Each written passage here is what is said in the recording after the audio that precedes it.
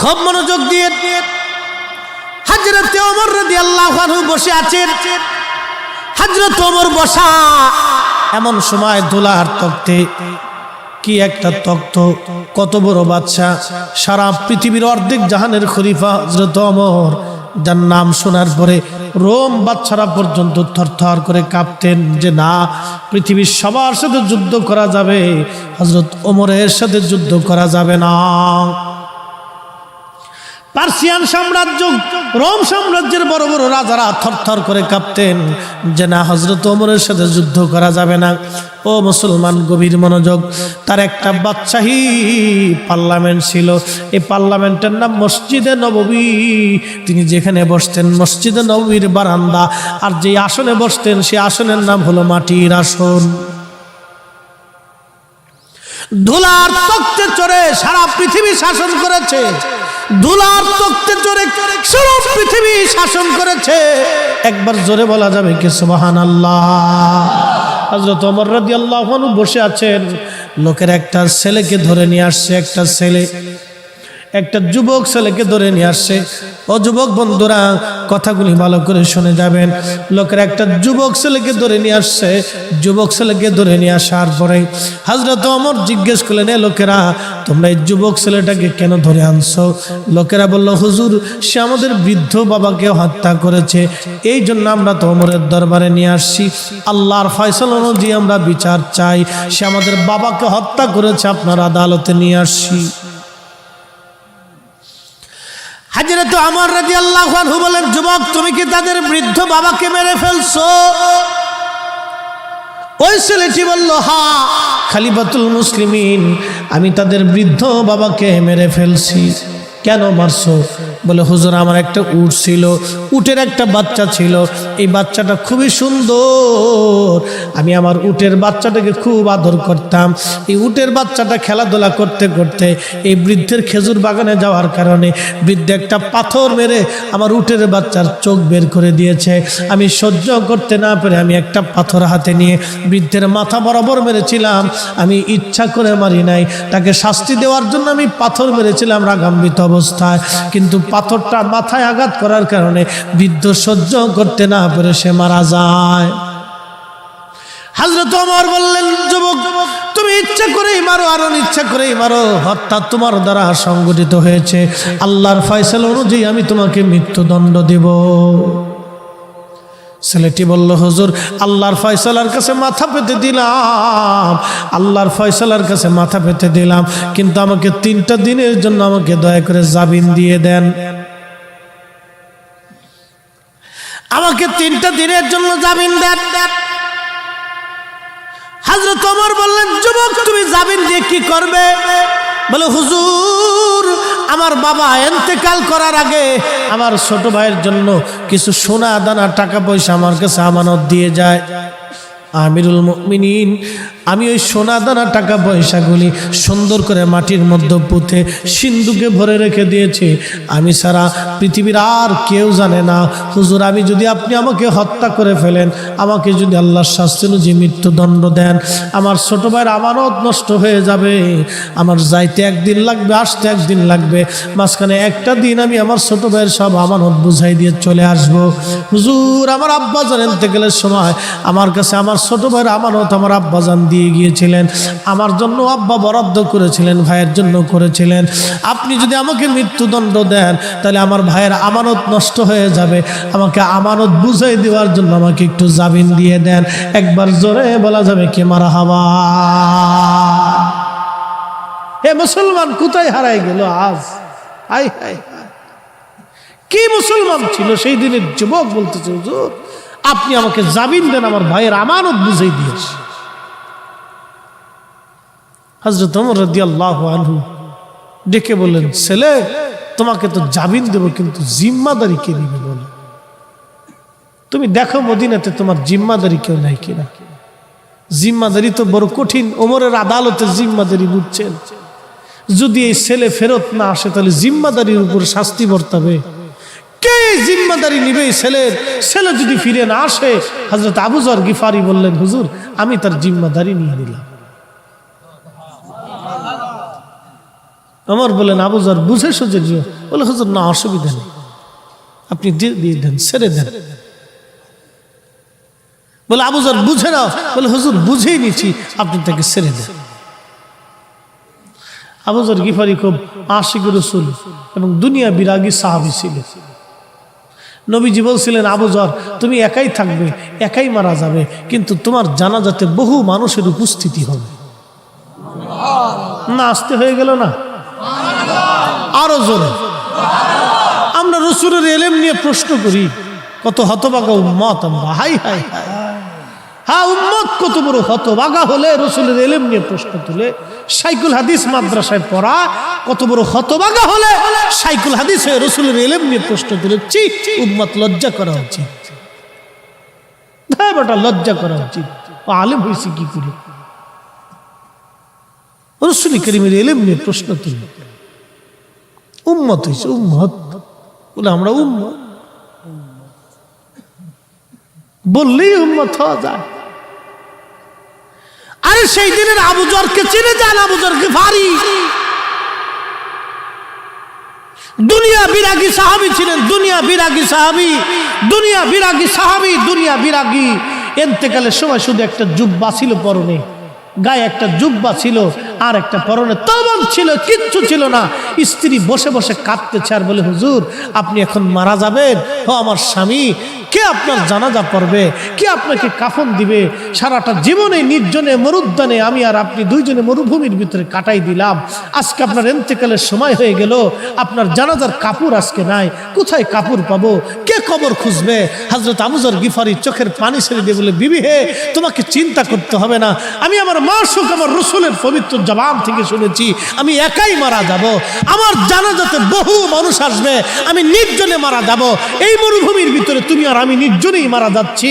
শোনো হে বিবি, আমার জানাজাতে বহু মানুষ আসবে, তুমি টিলার উপরে তার আগে দেখায় দেখো কোনো কাফেলা আসে কিনা। যদি দেখো কোনো কাফেলা আসে তাহলে বুঝবে আবু যরের সময় ঘনিয়ে গেছে। না হইছে না? আরো জোরে বলে। সাহাবীদের একই রাসূলের উপরে এরকম ছিল। শাইখুল হাদিস প্রশ্ন তুলে নবীর ইলম নিয়ে শাইখুল হাদিস হয়েছে, নাম দিছে উম্মতে মুহাম্মাদি। কলিজার ভিতরে আল্লাহর প্রতি একটু ভয় নাই যে কি হবে মেহেশরে, আল্লাহর আদালতে তো দাঁড়াইতে হবে। কি কঠিন ভয়াবহ পরিণতি সেই দিন হবে বলেন। পৃথিবীর কত শাইখুল হাদিস, কত মুনাজির আজম, কত মুফতি, কত প্রিন্সিপাল, কত ইমাম আল্লাহর আদালতের সামনে মাথা নত করে সেজদায় পড়ে থরথর করে কাঁপতে হবে। সেই দিন আল্লাহর নবীর সিল মোহর ছাড়া কোন উম্মতের জান্নাত নসিব হবে না। কথা বলেন ঠিক না বেঠে? আল্লাহ রাসূলের সিল ছাড়া কোন উম্মত সেই দিন জান্নাতে যাবে না, সে যত বড় শাইখুল হাদিস হোক না কেন। নবীর মহান ইজ্জতের কাছে 4 পয়সা মূল্য নেই, কিচ্ছুই না। রাসূল কারীমের মহান ইজ্জতের তুলনায় আমাদের কিচ্ছু নাই, কিছুই নাই, কিছুই নাই, কিছুই নাই আমাদের। না আমি শাইখুল হাদিস, তুমি শাইখুল হাদিস তাতে কি হয়েছে বেটা? রাসূল কারীমের জুতা মোবারকের সাথে যে ধুলা লেগেছিল, এই ধুলার সাথে ধুলা, ধুলার সাথে ধুলা, তারও কোটি বিলিয়ন কোটি ভাগ করার পরে একটা ছোট্ট অনু অংশ এক পাল্লায় দিলে তোমার আমার মতো কোটি কোটি বক্তার শাইখুল হাদিস উম্মত আর এক পাল্লায় দিলে নবীর কদম মোবারকের ধুলার ওজনের সমান হবে না। কথা বলেন ঠিক না বেঠিক? উম্মতের একই নেভাবে হতে হবে আবু যর গিফারিদের মতো। হযরত আবু যর গিফারি রাদিয়াল্লাহু আনহুর বিবি টিলার উপরে তাকায় দেখলেন একটা বণিক দল আসে। নেমে এসে বললেন স্বামী আমার একটা বণিক দল আসতেছে। আবু যর বললেন বিবি রে সময় আমার শেষ, রাসূল বলেছে আমার জানাজায় বহু মানুষ আসবে। সুবহানাল্লাহ, কি হবে? রাসূল বলেছে আমার জানাজায় বহু মানুষ আসবে, অতএব আজকে এখনই আমার সময় বিদায়ের পালা এসে গেছে। বিবি ক্ষমা করে দিও, সারাটা জীবন তুমি আমার সঙ্গে নিঃস্ব নিঃসম্বলে একাকী নির্জনে কাটাইছো, খেয়ে না খেয়ে দুইজনে আমি কাটিয়েছি। আহা, রাসূলের দুনিয়া বিরাগী সাহাবী ছিলেন হযরত আবু যর। আবু যর রাদিয়াল্লাহু আনহু দুনিয়া বিরাগী একজন সাহাবী ছিলেন। ইন্তেকালের সময় তার কাফনের কাপড় দেওয়ার মতো কিচ্ছু ছিল না। সাহাবীদের জীবনের দিকে তাকাইলে, আমাদের দিকে তাকাইলে ছাতা মুসলমানই মনে হয়। সাহাবায়ে কেরামের জীবনের দিকে তাকে, আমাদের জীবনের দিকে তাকাইলে মুসলমানই মনে হয় না। নিজেকে মনেই হয় না যে মুসলমানের কাতারে আছি। সারাটা জীবন নির্জনে কাটিয়ে দিলেন রাসূল কারীমের সাহাবী। কতটা কলিজার ভিতরে ইয়াকিন রাসূলের প্রতি, নবী বলেছে তাই হবে। রাসূল কারীমের প্রতি সাহাবীর ইয়াকিন কি ছিল?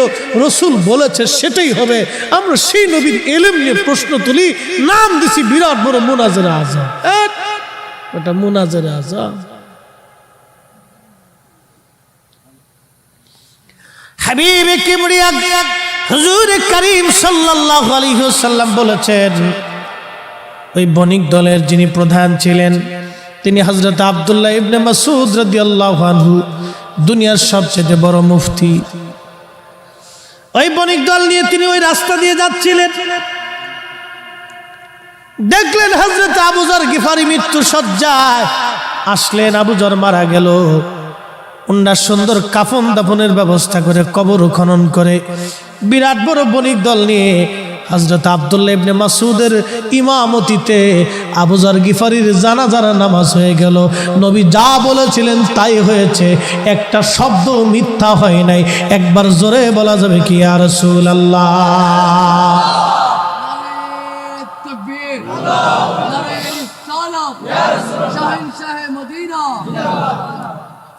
কি করে বুঝাবো আপনাকে বলেন তো? এই জন্য আল্লাহ বলছেন আমিনু ঈমান আনো কামা আমানান নাস। আমার নবীর সাহাবীরা যেইভাবে ঈমান আনছে তোমরা সেভাবে আনো। সেভাবে ঈমান আনো। আমার রাসূলের সাহাবীরা যেইভাবে ঈমান আনছে তোমরা সেভাবে ঈমান আনো। ক্বালু, সেদিন মূর্খরা, মুনাফিকেরা, কুফাররা বলেছিল নুমিনু কামা আমানাস সুফাহা, আমরা কে নির্বোধদের মতো ঈমান আনবো। সেই দিন হযরত বেলালকে নির্বোধ বলেছিল, ওয়াসাল কারনিকে নির্বোধ বলেছিল, সুমাইয়াকে নির্বোধ বলেছিল, খাব্বাবকে নির্বোধ বলেছিল, গরিব গরিব মুহাজির আনসার সাহাবীদেরকে তারা নির্বোধ বলেছিল।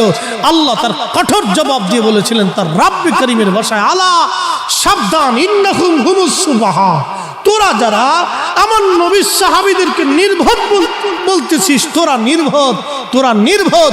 আজকেও যারা রাসূল কারীমের সাহাবায়ে কেরামকে গালি দেয় ওরাও নির্বোধ, ওরাও নির্বোধ। কথা বলেন ঠিক না বেটি? প্রিয় মুসলমান, খুব সাবধান। হ্যাঁ ভাইরা আমার, হযরত ওমর বললেন আবু যর বুঝবেন? বলে হ্যাঁ বুঝেছি। চলে গেল যুবক, 3 দিন পরে ফিরে আসবে। আসরের নামাজের পরে হযরত ওমর বসে আছেন, বাদীরা বসা। আসামি আসবে, আসবে কিনা, কে আসবে, কখন আসবে? আবু যর গিফারি আসামির কাঠগড়ায় দাঁড়ানো। হযরত ওমর বললেন, আবু যর, তোমার আসামি কি ফিরে আসবে? আবু যর বললেন, হ্যাঁ, সন্ধ্যা ঘনিয়ে আসার আগে আমার মন বলে যুবক ফিরে আসবে। তখন সাহাবায়ে কেরাম কেঁদে ফেললেন, ও বাদীরা, মামলা উঠাও। হযরত ওমর এমন একজন বিচারক, চুল পরিমাণ ডানবাম হবে না তার বিচারে। পৃথিবী উল্টে যাবে কিন্তু ওমরের বিচার কখনো ভুল হবে না। পৃথিবী ধ্বংস হয়ে যাবে কিন্তু হযরত ওমর স্বজনপ্রীতি করবে না।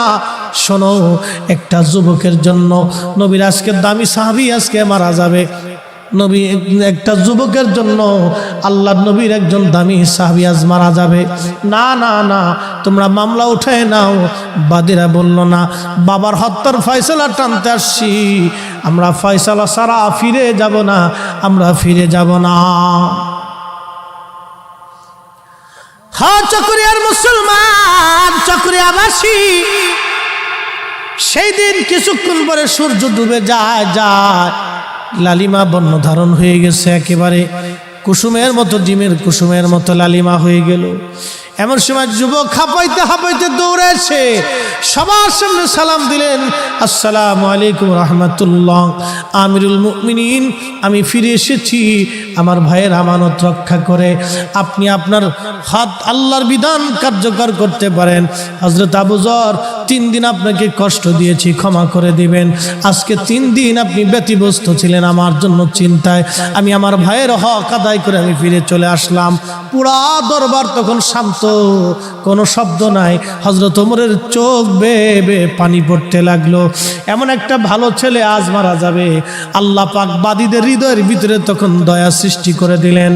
বাদীরা ডাক দিয়ে বলল, আমিরুল মুমিনিন, যে ছেলেটা তার ভাইয়ের হক আদায় করার জন্য হযরত ওমরের মৃত্যুর কাঠগড়া থেকে ফিরে বাড়ি পর্যন্ত যাওয়ার পরে আবার ওমরের মৃত্যুর কাঠগড়ায় ফিরে আসতে পারে, এই ছেলেটা আমাদের বাবাকে ইচ্ছা করে মারে নাই, ও বড় আমানতদার, সে ভুলবশত হত্যা হয়ে গেছে হুজুর। আমরা এই মামলা উত্থাপন করলাম, এই আসামির প্রতি আমাদের আর কোনো মামলা নাই, আমরা তাকে ক্ষমা করে দিলাম। আমিরুল মুমিনিন হযরত ওমর যাতে তাকে ক্ষমা করে দেয়। হযরত ওমর হেসে দিয়ে বললেন, যাও, বাদীরা যখন ক্ষমা করে দিয়েছে ওমরের কাঠগড়া থেকে, আমি তাকে নিষ্কৃতি খালাস করে দিলাম। একবার জোরে বলা যাবে কি মারহাবা, সালাতুন ইয়া রাসূলুল্লাহ,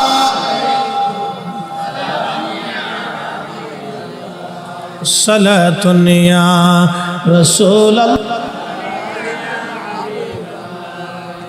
খবর লয়া রাসূলুল্লাহ, খবর লও মেরে মাওলা মেরে আকা, খবর লও সালাতুন ইয়া রাসূলুল্লাহ আলাইকুম, সালামুন ইয়া হাবিবাল্লাহ আলাইকুম।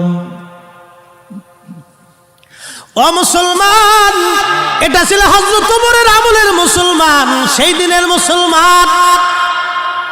এই দিনের মুসলমান কেমন তার পিতা, কেমন তার সন্তান, যে ছোট ভাইয়ের আমানত সেদিন সে মারে নাই, ছোট ভাইয়ের হক সেই দিন মারে নাই।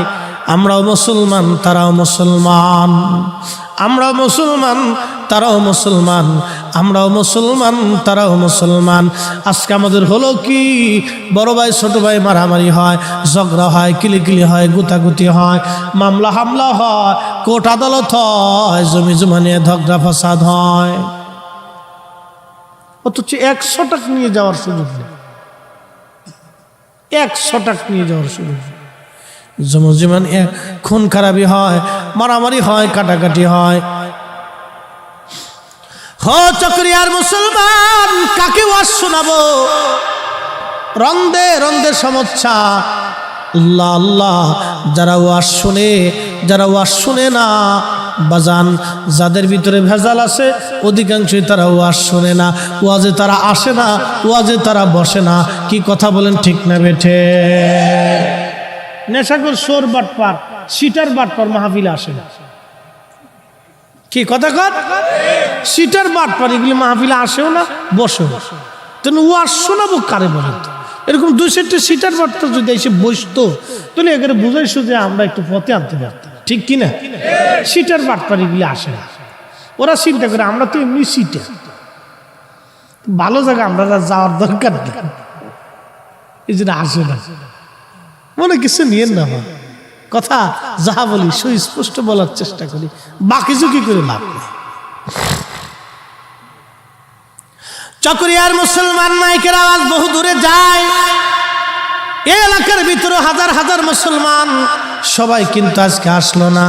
সবাই যদি আসতো তাহলে অবশ্যই আজকে এখান থেকে কিছু নিয়ে তারা বাড়ি পর্যন্ত যেতে পারত। বাজান হোক, সেদিনের মুসলমান কি দামি মুসলমান ছিল। হযরত ওমরের কথা বললাম, একটা ছোট্ট ঘটনা থেকে আপনাদেরকে বুঝাইলাম সেদিনের মুসলমান কত দামি মুসলমান ছিল। ও ভাইরা আমার, আল্লাহর নবী বলেন, উম্মত আমার কাছে 3টা জিনিস প্রিয়। 1 নম্বরে নামাজ, 2 নম্বরে আমার বিবিগণ, 3 নম্বর সুগন্ধি।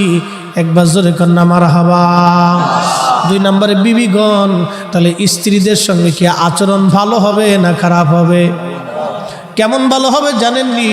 আল্লাহর নবী বলেন, উম্মত তোমার স্ত্রীর সঙ্গে যদি তোমার ঝগড়া হয় তাহলে কথা বন্ধ করে দাও, তারপরও যদি না হয় তাহলে বিছানার সজ্জা আলাদা করে দাও, যদি তারপরেও তোমার স্ত্রী সোজা না হয় তাহলে মুরব্বীদেরকে ডেকে নিয়ে এসে একটা সমাধান করে ফেলাও। ধাপ 3টে। তারপর